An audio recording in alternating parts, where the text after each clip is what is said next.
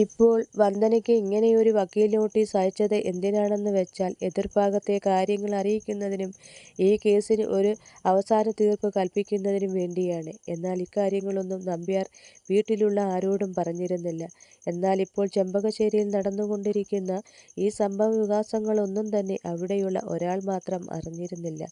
മദ്യപാനത്തിൽ സന്തോഷവും സമാധാനവും കണ്ടെത്തി അതിൽ മാത്രം ജീവിച്ചു വരുന്ന ജയകൃഷ്ണനായിരുന്നു ആ ഒരാൾ.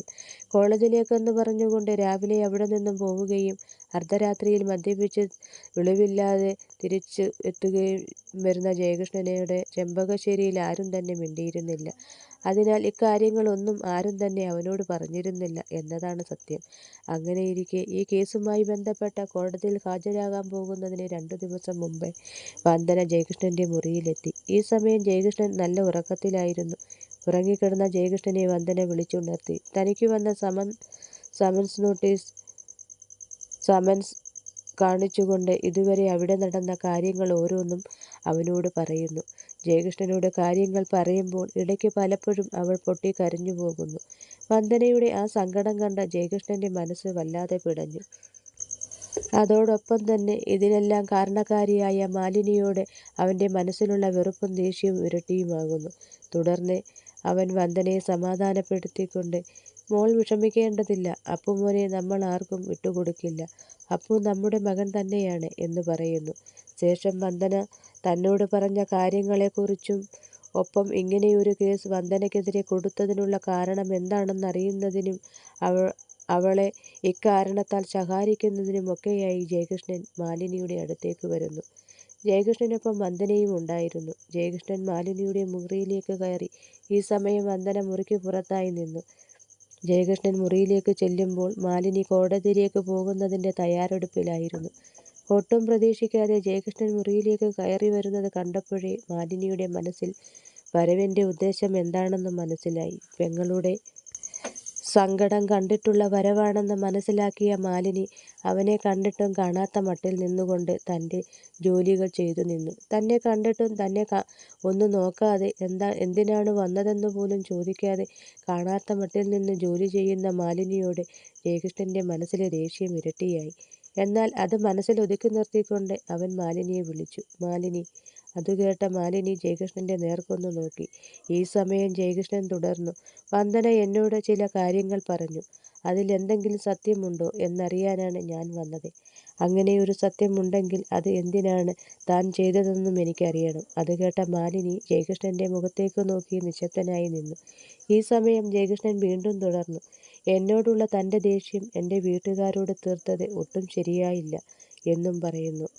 അങ്ങനെ കാര്യങ്ങൾ ഓരോന്നായി ചോദ്യം ചെയ്തും പറഞ്ഞും തൻ്റെ മനസ്സിൽ അതുവരെ അടക്കി നിർത്തിയിരുന്ന മാലിനിയോടുള്ള അവൻ്റെ മനസ്സിലെ ദേഷ്യം അണപൊട്ടിയൊഴുകി. അതേ തുടർന്ന് അന്നാദ്യമായി മാലിനിയുടെ വയറ്റിൽ വളരുന്ന കുഞ്ഞിൻ്റെ അച്ഛൻ താനല്ലെന്നും അതാരാണെന്നും ചോദിക്കുന്നു. ജയകൃഷ്ണൻ്റെ നാവിൽ നിന്നും ഒട്ടും പ്രതീക്ഷിക്കാതെ അങ്ങനെയൊരു ചോദ്യം കേട്ട നിമിഷം മാലിനി കുറേ ദിവസങ്ങൾക്ക് ശേഷം ജയകൃഷ്ണൻ്റെ നേർക്കൊന്നു നോക്കി നിന്നു പോകുന്നു. ഒടുവിൽ അവനിൽ നിന്നും നോട്ടം പിൻവലിച്ച മാലിനി ജയകൃഷ്ണനോട് ഇത്രമാത്രം പറഞ്ഞുകൊണ്ട് അവനെ ശ്രദ്ധിക്കാതെ ആ മുറിയിൽ നിന്നും പുറത്തേക്കിറങ്ങി. മാലിനി അവനോട് പറഞ്ഞ കാര്യം അത് മറ്റൊന്നുമായിരുന്നില്ല. ഈ കേസിലെ പ്രതിപട്ടികയിൽ എവിടെയും ജയേട്ടൻ്റെ പേര് ഉണ്ടാകരുതെന്ന് പ്രാർത്ഥിക്കുക. അങ്ങനെ എങ്ങാനും വന്നാൽ ബാക്കി പൂർത്തിയാക്കാൻ നിൽക്കാതെ അവൾ അവിടെ നിന്നും പുറത്തേക്കിറങ്ങി കോടതിയിലേക്ക് പോകാനായി താഴേക്ക് നടന്നു. ഈ സമയം മുറിക്ക് പുറത്ത് നിന്ന വന്ദന മാലിനിയെ കണ്ട് വല്ലാതെ ഇളഭ്യയായി നിന്നു പോകുന്നു. മാലിനി പക്ഷേ വന്ദനയെ ശ്രദ്ധിക്കാതെ താഴേക്ക് നടന്നു. എന്നാൽ മുകളിൽ ജയകൃഷ്ണനും മാലിനിയുമായുള്ള സംഭാഷണങ്ങൾ ശ്രദ്ധിച്ചുകൊണ്ട് എല്ലാവരും നിൽക്കുന്നുണ്ടായിരുന്നു. മാലിനി പക്ഷേ ആരെയും ശ്രദ്ധിക്കാതെ പുറത്തേക്ക് നടന്നു. ഈ സമയം പുറത്തെ കാറുമായി ഹരിനാരായണൻ കാത്തു നിൽക്കുന്നുണ്ടായിരുന്നു. മാലിനി വന്ന് കാറിൽ കയറിയതോടെ ഹരിനാരായണൻ കാർ മുന്നോട്ടെടുത്ത് അവിടെ നിന്നും പോവുകയും ചെയ്തു. ഈ സമയം മുകളിൽ മാലിനിയുടെ മുറിയിൽ നിൽക്കുന്ന ജയകൃഷ്ണനെ സംബന്ധിച്ച് പറഞ്ഞാൽ മാലിനി ജയകൃഷ്ണനോട് അവസാനമായി പറഞ്ഞിട്ട് പോയ ആ കാര്യം കേട്ട് നിശബ്ദനായി നിൽക്കുകയാണ് ജയകൃഷ്ണൻ. അങ്ങനെ നിശബ്ദനായി നിൽക്കുന്ന ജയകൃഷ്ണൻ്റെ മനസ്സിൽ മാലിനിക്ക് തന്നോടും തൻ്റെ കുടുംബത്തിനോടും എന്തിനാണ് ഇത്ര ശത്രുത എന്നറിയില്ല. അതുകൊണ്ടാണല്ലോ പെട്ടെന്നൊരു ദിവസം അവൾ ഗർഭിണിയാണെന്ന് തന്നെ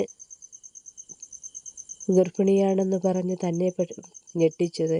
അറിയാതെയാണെങ്കിലും തൻ്റെ കുടുംബത്തെയും. ഇപ്പോൾ അവൾ വന്ദനയ്ക്കെതിരെ വന്ന് നിൽക്കുകയാണ്. വന്ദന നൊന്ത് പ്രസവിച്ച അവളുടെ കുഞ്ഞ് അത് വന്ദനയുടെ കുഞ്ഞല്ല എന്ന്, മറ്റാരുടേതോ ആണെന്ന്.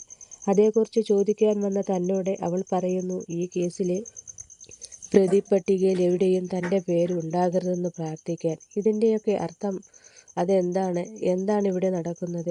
താൻ താലികെട്ടി കൈപിടിച്ച് ഈ വീട്ടിലേക്ക് കൊണ്ടുവന്ന മാലിനി സത്യത്തിൽ ആരാണ്? ഓർക്കുന്തോറും ഉത്തരം കിട്ടാത്ത ഒരുപിടി ചോദ്യങ്ങൾ മാത്രം അവശേഷിപ്പിച്ചുകൊണ്ട് വളരെ നിശബ്ദയായി നിന്ന് തൻ്റെ കാര്യങ്ങൾ ചെയ്തുകൊണ്ട് നിൽക്കുകയാണ് മാലിനി ഇവിടെ. അങ്ങനെ പലതും ഓർത്തും ചിന്തിച്ചു നിൽക്കുന്ന ജയകൃഷ്ണൻ്റെ മനസ്സിൽ ഇതിൻ്റെ പിന്നിലെ രഹസ്യങ്ങൾ എന്താണെങ്കിലും വരുന്നിടത്ത് വെച്ച് കാണാമെന്ന് സ്വയം പറഞ്ഞു സമാധാനപ്പെടുന്നു. തുടർന്ന് മാലിനിയുടെ മുറിയിൽ നിന്നും ഇറങ്ങി അവൻ്റെ മുറിയിലെത്തി കുളിച്ചൊരുങ്ങി പതിവ് പോലെ കോളേജിലേക്ക് പുറപ്പെട്ടു. എന്നാൽ ചെമ്പകശ്ശേരിയിലുള്ള എല്ലാവരുടെയും മനസ്സുകളിൽ മാലിനിയോട് ദേഷ്യവും വിരോധവും ഉണ്ടായിരുന്നുവെങ്കിലും ജയകൃഷ്ണൻ മാലിനിയോട് പറഞ്ഞ ആ വാക്കുകളെല്ലാം കേട്ടുനിൽക്കുന്ന അവരുടെ മനസ്സിൽ ദേഷ്യം കൊണ്ടാണെങ്കിലും മാലിനിയോട് അവളുടെ വയറ്റിൽ വളർന്ന ആ കുഞ്ഞു തൻ്റേതല്ലെന്ന് പറഞ്ഞ കാര്യം അവരുടെയെല്ലാം മനസ്സിനെ വല്ലാതെ തട്ടി. അതുകൊണ്ടുതന്നെ അവളോട് അത്രയ്ക്കൊന്നും ജയകൃഷ്ണൻ പറയേണ്ടിയിരുന്നില്ല എന്ന് അവർ സ്വയം പറഞ്ഞു പോകുന്നു. ഒപ്പം മാലിനിയോട് സഹതാപവും തോന്നുന്നു. അങ്ങനെ മാലിനിയോട് സഹതാപം തോന്നിയതിൽ മുൻനിരയിൽ നിന്നയാൾ അത് ഭഗീരഥിയായിരുന്നു. ചെമ്പകശ്ശേരിയുടെ അടുത്ത തലമുറയാണല്ലോ ഭഗീരഥി മാലിനിയുടെ വയറ്റിൽ വളരുന്നത്. അങ്ങനെയൊന്ന് മാലിനിയുടെ വയറ്റിൽ ഉണ്ടായിരുന്നില്ല എങ്കിൽ മാലിനിയെ ആദ്യം ശത്രുവായി കാണുകയും അവളെ ഏറ്റവും കൂടുതൽ ദ്രോഹിക്കുകയും ചെയ്യുന്നത് ഇപ്പറയുന്ന ഭഗീരഥി തന്നെയായിരിക്കും എന്നത് പരമാർത്ഥമായ മറ്റൊരു സത്യമാണ്.